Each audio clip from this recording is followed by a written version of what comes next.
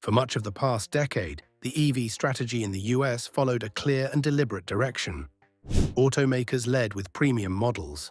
High prices helped offset expensive batteries, early adopters were willing to pay for new technology, and advanced features supported strong margins.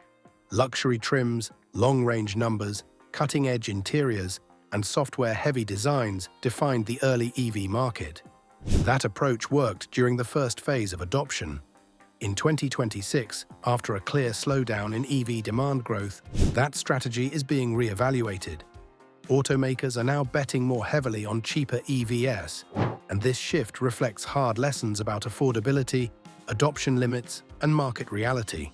The most important driver behind this change is demand elasticity.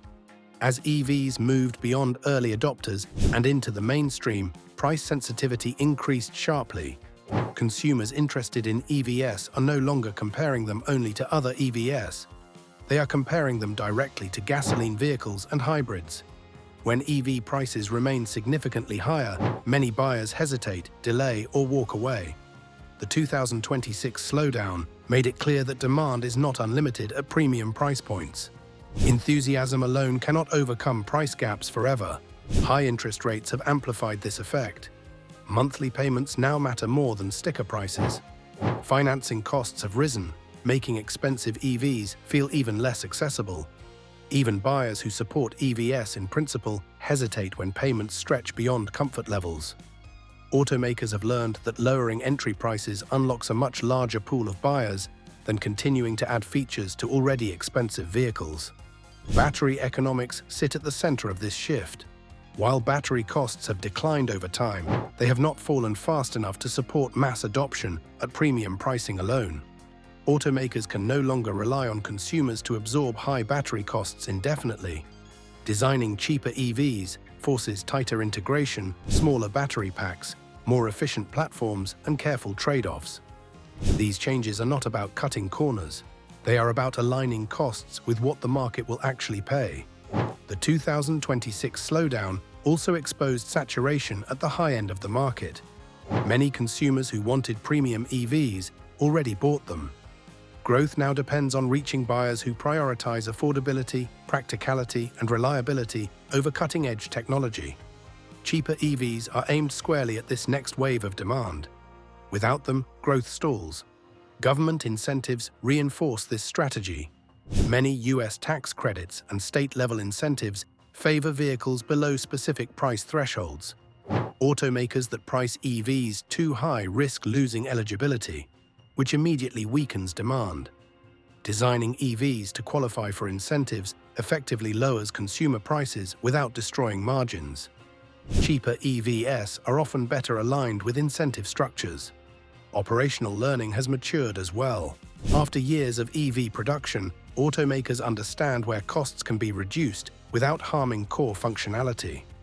Features that sounded impressive during early launches proved unnecessary for most buyers. Large touchscreens, experimental interfaces, complex software layers, and excessive customization increased cost and failure rates.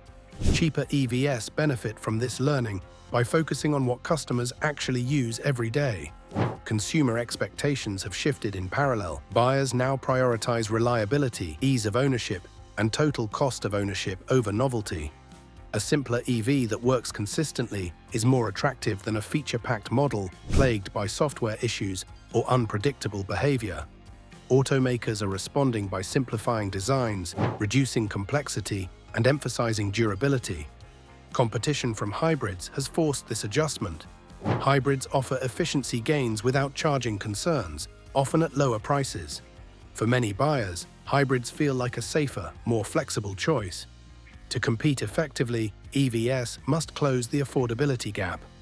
Betting on cheaper EVs is a defensive response to strong hybrid demand in the US market. Supply chain stability also matters. Premium EVs rely on high-spec components that are more vulnerable to shortages and price swings. Cheaper EVs often use standardized parts, proven platforms, and simpler configurations. This reduces risk and improves production consistency. In an environment where reliability matters as much as growth, that stability is valuable. From a profitability standpoint, cheaper EVs are not about accepting low margins. They are about stabilizing volume. Selling fewer high-margin vehicles proved risky when demand softened. Selling more moderately priced vehicles supports steadier revenue, better factory utilization, and healthier long-term economics. Volume discipline is replacing margin optimism. Fleet demand strengthens this trend. Fleets care about cost, uptime, and predictability. Cheaper EVs fit fleet economics far better than premium models. As fleet adoption grows across delivery, services, and municipal use, automakers adjust strategies to match that demand.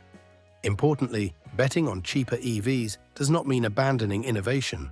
It means reallocating it. Innovation shifts away from flashy features and toward efficiency, manufacturing optimization, platform reuse, and cost control. This type of innovation is quieter but far more impactful at scale.